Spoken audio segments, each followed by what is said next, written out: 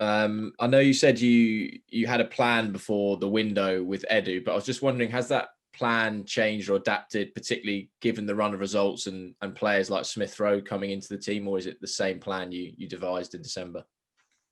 No, it's not changed.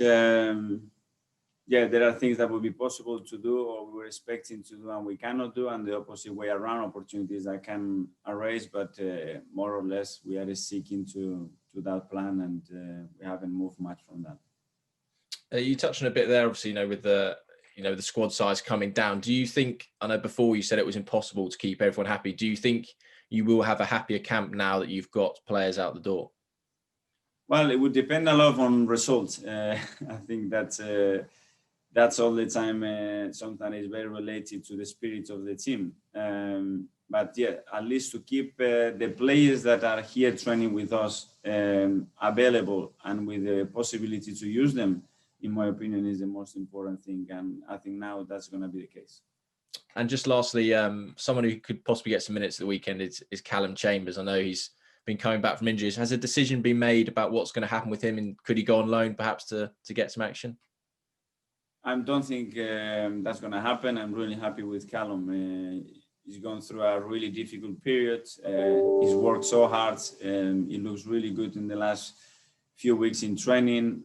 He's not even thinking about his knee right now, so we want to give him minutes when we can, because he's a player that we believe in. Thanks, Mikel. Thank you. Thanks, Simon.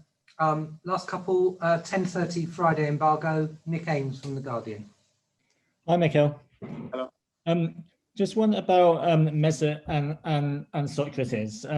If we look at their situation together, it's obviously not been ideal that they haven't been playing football for 6 months or longer, and that obviously they've had those contracts that the club has had to settle, and it's been quite a difficult situation for everybody.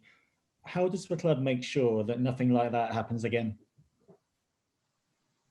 Well, sometimes it's difficult because the contracts are really close, and you have to respect them once you sign them. And sometimes it's difficult to see how things are going to evolve in 6 months' time. So sometimes it's impossible to see what's going to happen in 3 years' time. We try to resolve those situations early in the summer to try to avoid what we had. But sometimes it's not possible as well. This transfer window and the previous one real complicated ones, and I will have to assume that we have responsibility with those players, and we have to respond to our obligations, and this is what we did till the moment that we found a solution for both parties. Do you think there are lessons to be learned though about what happened? Yes, you don't want to get in this position again, Nick. That's for sure. But none for the player, none for the club. But it's happening more and more at every club, and this situation you can see in other clubs, things happening like that.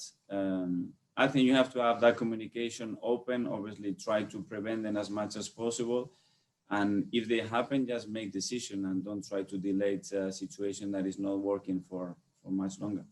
Do you think it's going to help now that the club has got quite a stable executive team, and you've got Richard Garlick joining, of course, to help with contractual things, and maybe in the last couple of years, which we've spoken about before, there has been a lot of upheaval at the top. Do you think it's going to help to have that stability now? Well, this is what we are looking for. Obviously, a lot of things happened institutionally at the club, and with some of the big decision makers as well. And we're trying to create a really strong team with different qualities that hopefully is going to give us more sustainability and success in our decisions. I just want to ask you about one other player who we haven't talked about too much recently, Eddie Nketiah. I think he's only played 9 minutes in the last month, and I know Laka's been playing very well and that kind of thing. But obviously, Eddie was really important in your first few months, and really pressing hard from the front, scoring some goals. Maybe hasn't happened for him so much this season. What does he need to do to push on? Well, I would take it more to the last month, because Eddie has played quite a lot of games already this season. And if you compare and you go back what he's done a year ago, so in one calendar year, what he's done and where he was coming from Leeds, where he wasn't playing at all. We were going to send him on loan, and I decided not to do it. And it's a big transformation. He's a young player. He's got some players competing with them in that position, but I think he's done a lot, and his development in a year for his position, if you compare to any other striker at his age in Europe, you won't see many that have played that many minutes. Do you think he's still on track, if you like, to be Arsenal's number 9 for the long term? And he makes sure every day that he keeps on track, the way he trains and the way he pushes everybody. So I'm not worried about that. Okay, thank you very much, Mikel. Thank you. Thanks, Nick. John from the Mirror.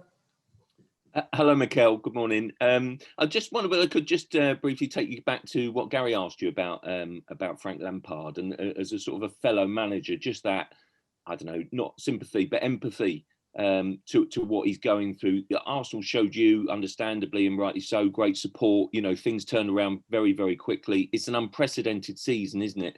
I mean, just how important is it that clubs back their managers and support their managers, just from a managerial point of view? Well, I can only talk about what I've experienced here, and what I have experienced, it was a full support in difficult times. Obviously, what you cannot support the work that you are doing behind the scenes, and the methods that you apply, the values that you are trying to restore at the club, and the style and the model that you are trying to implement needs the support of results. And when they are not happening, everybody is there. Fortunately, if they see what you are trying to do is going to have rewards in the future, and they are a little bit patient, most of the time it pays off, if everybody is convinced that we are doing the things the right way. But I speak with a lot of managers, and some of them, they've been in the game for over 30 years, and they said, I never experienced something like that. This is a new game, it's new rules. There are so many things we cannot control. It's our hands in a lot of moments. So I listen a lot to that, because we tend to put more and more pressure and demand ourselves a lot. And it's a very strange league this season, and you can see that in many teams. It feels there's a new generation coming through as well, isn't it? I think that we should embrace that exciting generation, shouldn't we? I think so. And as well, I've known Frank for a few years as well, and I spent some time with him. Yeah, I would like the club supporting him, giving a chance. He has a huge experience as a player. He's an icon over there. He's done some really good things, but you need time. And if something we haven't have in this calendar year, it's time to work on anything. Listen, it's been such a long time since we've been at the training ground as the media to see the pictures hanging on the wall. But there's some lovely pictures of you with the FA Cup. I mean, the FA Cup, just purely on that, just must hold so many special memories for you. Not just what you did, obviously, last summer as manager, but you know, that winning that first time. How much a release valve was that? How much was, you know? It was one of the nicest moments. It was 10 years that the club didn't win a trophy. 10 years for Arsenal Football Club not to win a trophy.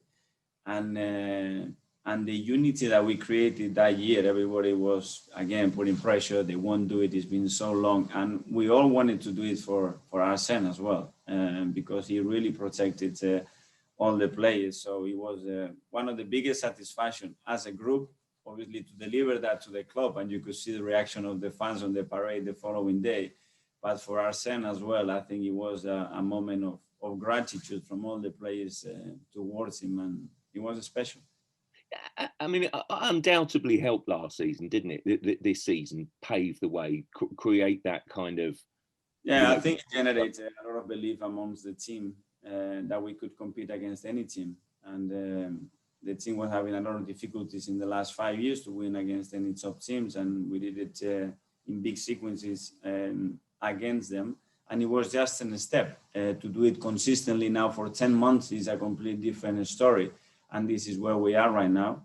But it was great. And obviously, personally, to deliver that to the club in a really difficult year, again, when we started with this pandemic, just to be able to provide some happiness to our fans, it's all about the job, just to make some people happy and proud of what we do.